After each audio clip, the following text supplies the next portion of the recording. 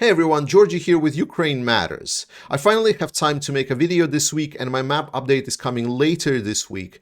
But today I want to talk about probably one of the most, if not the most, underreported event in Russian invasion of Ukraine in this conflict that have been severely underreported. You might have heard about recent explosion that happened in Russia, specifically on a railway line inside of a tunnel. And this is how it was reported in a lot of Western media. My problem with this reporting is that it does not convey the significance of this event hard enough. I want you right now to look at this map and look at specifically the railway lines. I marked with the red square where the explosion took place. We in the West live in a world that is extremely interconnected, and for us, getting a delivery that is hundreds and thousands kilometers away from us is just as easy as just going online, making clicks, and then collecting it from your mailbox or nearest post office or something else. And we have stopped considering what it is like to be located somewhere where that connectivity isn't the greatest. While Russia has a lot of strong sides as a country that is waging an aggressive warfare, Russia also has significant downsides to itself. One of the biggest of them, which is a double-edged sword for Russia, is its size. Because while the size of Russia means that it can never be conquered, there is no army that can try even remotely conquer the lands of Russia, and everyone that's tried have failed. It's also a big problem because there is no amount of people that you can have that can defend everything and everywhere at once. I already covered this a little bit when we were talking about the Ukrainian attacks on the Russian facilities that are producing vehicles. And I explained because of the legacy of the Soviet Unions of building super factories, Russia is vulnerable to these attacks. And because there is just so much space in Russia, there is plenty of corners for rebellion and spies to hide. But the same is also true for Russian logistics. While European part of Russia is extremely developed in the sense of its railway network, and this is how we Russia know, the railway empire, that's how it is. The problem of Russia is that it is the European part that is developed. When we actually look in the eastern part, the part where Russia goes towards China and towards North Korea, the partners that are now supplying Russia with critical equipment. Remember, Russia has cut a lot of direct import with Europe. Direct crossing of borders between Russia and European Union is pretty much closed by all of the countries, and goods are almost not flowing through the border of Russia. Majority of what Russia needs, including what they are using for their military equipment, is coming from the eastern side now, because Russia has reoriented themselves towards the east.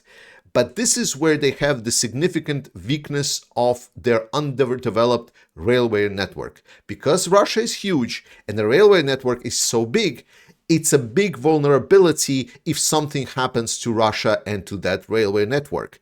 It's critical. It's where majority of things that Russia is using for any kind of production, warfare, or civilian, where it's coming from. Here on the map, you can see Russia has two kind of big lines. One that was exploded, and then there's the second one. The second one is a Trans-Siberian railway line. It's longer. It also has a lot more stops in between. This line, while it is used to transfer cargo on it, primarily, majority of its functionality is tailored towards passenger transport. It doesn't mean that it cannot transfer cargo. It just means that a lot of passenger trains are located on this railway line. But then the second one, where actually the explosions happened, are called Baikalo-Amurskaya Magistral, or just BAM. So this BAM railroad is a heavy-duty cargo railroad. This is the railroad where all of the major heavy goods are coming through from China, from North Korea, and so on. This is the railroad that is primarily in use because Trans-Siberian Railway network is not completely well suited for the amounts of cargo that are being sent through it. To explain why this is important, I want to quote John J. Pershing, a US general, that while infantry is winning battles, it is logistics that is winning wars. So when we are seeing damages being done to Russian logistics, it is always significant. And also with the pre-story that I explained to you right now, we can now understand that if the tunnel that exploded with this train, the train was carrying with it a lot of fuel, it was carrying also some aviation fuel, which burns a lot hotter, it could have significantly damaged the tunnel itself. Tunnels are susceptible to damages and explosions and sabotage, and the sabotage was significant. It's going to take certain time for Russia to clear the rubble, to get into the tunnel, to assess the damages, and then if the damages are significant, then potentially it's going to take even longer to repair that. What is also underreported is that there was a second line sabotaged as well. It's a connecting line that allows transitioning of trains in between railroads, and that line has been sabotaged by exploding the second train that was carrying 50 tanks and also some fuel. So while initial this damage to this tunnel is significant because it's going to put pressure on the Trans-Siberian Railroad. Don't get me wrong. Like it does. What I'm saying is not that Russia will not get any goods from the China or North Korea. What I'm saying is that the capacity of single railway line is limited. And believe me when I say it, Russia was already running it to quite an extreme capacity by this point. It's now a bottleneck, a huge bottleneck. And the worst news for Russia is that the group that did this has not disappeared. The fact that they blew up one thing one time doesn't mean that they cannot blow up another thing some other time. If Russia loses railway logistics from east, it's more significant than explosion of the Kerch Bridge. To be honest, even just disabling this tunnel by itself is already more significant than disabling a Kerch Bridge, given that we don't know the damages. Because there is still a possibility maybe that there was no damage, it was just a great fireball, but it's just going to take a week for Russia to renew their railway line and then it will go on as usual. So hear me out.